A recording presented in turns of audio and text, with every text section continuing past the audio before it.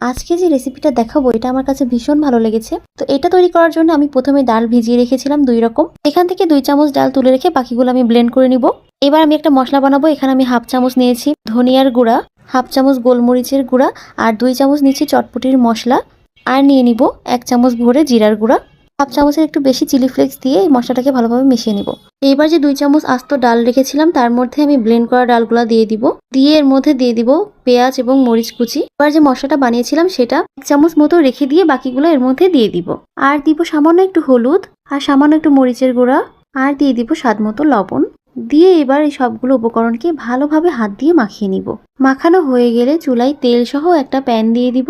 তেলটা একটু গরম হয়ে আসলে আমি এর মধ্যে একে একে বড়াগুলাকে দিয়ে দিব এবং এপিট ওপিট ঘুরিয়ে লাল লাল করে ভেজে নিব। এই কাজটা কিন্তু মিডিয়াম আঁচেই করতে হবে। লাল লাল করে ভাজা হয়ে গেলে সবগুলাকে এবার তুলে নিব। বড়াগুলা ভাজা হয়ে গেলে এবার আমি যে তেঁতুল গুলিয়ে রেখেছি